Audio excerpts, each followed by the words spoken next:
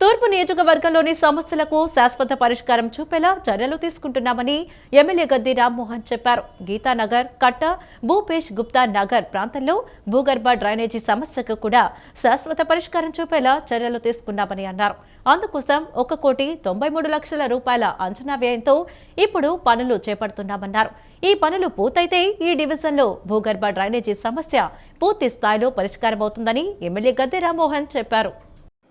తూర్పు నియోజకవర్గ పరిధిలోని 16వ డివిజన్లోని గీతానగర్, కట్ట, భూపేష్ గుప్తా నగర్ ఏరియాలో తూర్పు నియోజకవర్గ ఎమ్మెల్యే గద్ది రామ్మోహన్ పర్యటించారు. స్థానికంగా ఉన్న సమస్యలను ఆయన స్థానికులను అడిగి తెలుసుకున్నారు. స్థానికులు తెలియజేసిన సమస్యలను పరిష్కరించాల్సిందిగా ఆయా విభాగాల అధికారులను ఆయన కోరారు. అనంతరం 1,93,00,000 వ్యయంతో చేపట్టిన భూగర్భ డ్రైనేజీ పనులకు ఎమ్మెల్యే గద్ది రామ్మోహన్ శంకుస్థాపన చేశారు. ఈ సందర్భంగా ఎమ్మెల్యే గద్ది రామ్మోహన్ మాట్లాడుతూ ఈ డివిజన్లో డ్రైనేజీ సమస్యకు శాశ్వత పరిష్కారం చూపేందుకు ఇప్పుడు ఈ పనులకు శంకుస్థాపన చేస్తున్నామన్నారు. ఏ సమస్యకైనా శాశ్వత పరిష్కారం చూపేలా కూటమి ప్రభుత్వం చర్యలు తీసుకుంటుందన్నారు. ఏపీఐఏసీ కాలనీలోని నివాసాల దగ్గర వర్షం వచ్చినప్పుడు ఇళ్ల ముందు రోజుల తరబడి వర్షం నీరు నిల్వ ఉండేవని చెప్పారు. వర్షం వచ్చినప్పుడు ఆ ప్రాంత వాసులు ఇళ్లకు తాళాలు వేసి మరో ప్రాంతానికి అద్దెలకు వెళ్లేవారని చెప్పారు. అంత తీవ్రమైన సమస్యను తమ ప్రభుత్వం అధికారంలోకి వచ్చిన తర్వాత మద్రాస్ ఐఐటి నిపుణులకు చూపించి ప్రత్యేకంగా నిధులు మంజూరు చేయించుకొని పనులు చేపట్టి పూర్తి చేశామన్నారు. ఇప్పుడు వర్షం పడిన నిమిషాల వ్యవధిలోనే అక్కడ నీరు కాలువల్లో కలిసేలా ఏర్పాట్లు చేశామని చెప్పారు. అదేవిధంగా ఈ డివిజన్లో ఉన్న భూగర్భ డ్రైనేజీ సమస్యకు కూడా శాశ్వత పరిష్కారం చూపేలా చర్యలు తీసుకున్నామని, అందుకోసం 1,93,00,000 రూపాయల అంచనా వ్యయంతో ఇప్పుడు పనులు చేపడుతున్నామన్నారు. ఈ పనులు పూర్తయితే ఈ డివిజన్లో భూగర్భ డ్రైనేజీ సమస్య పూర్తి స్థాయిలో పరిష్కారం అవుతుందని ఎమ్మెల్యే గద్ది రామ్మోహన్ చెప్పారు. 30 సంవత్సరాల నుంచి చిన్నపాటి వర్షానికి కాలనీ మొత్తం మునిగే పరిస్థితులు ఉండగా వర్షాకాలం వచ్చిందంటే అందరూ తాళాలు వేసుకుని వేరే చోట అద్దులుకుండేవారు. వర్షాకాలం పోయితే మళ్ళీ వచ్చేవాళ్ళు. అలాంటి పరిస్థితి 2014-19లో ఇంజనీర్ల యొక్క సహకారంతో, అవసరమైతే మద్రాస్ ఐఐటి వాళ్ళ సహకారం కూడా తీసుకుని అక్కడ ఈ రోజున చుక్క నీరు వర్షం వచ్చిన తర్వాత కేవలం అరగంట లోపు నీరంతా కూడా వెళ్ళిపోయేటట్టుగా శాశ్వత పరిష్కారం ఆ రోజు కూడా 2-3 కోట్లు ఖర్చు పెట్టి చేయడం జరిగింది. సో ఆ విధానంలో ఇక్కడ కూడా చేయాలని చెప్పి ఆలోచన చేసి మరి అలాంటి కార్యక్రమాన్ని చేపడతా ఉన్నాం. అధికారులు సామ్రాజ్యం గారు, ఈ గారు కానీ, లేదా సిఈ గారు, అంతకుముందున్న సిఈ గారు కానీ, ఇప్పుడున్న సిఈ గారు కానీ, ఇప్పుడు అందరూ కూడా పరిశీలించి దీనికోసం 1,93,00,000 ఖర్చు పెట్టి ఈ రోజున ఇది చేయడం, దానికి శంకుస్థాపన కూడా చేశాం.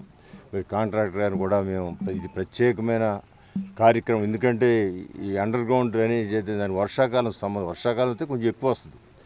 వర్షాకాలం లేకపోయినా కూడా పబ్లిక్ వాడే టాయిలెట్స్ వాటి వల్ల ఎక్కువగా ఇబ్బంది, చాలా రోడ్ల మీద ఇబ్బంది పడుతూ ఉన్నారు.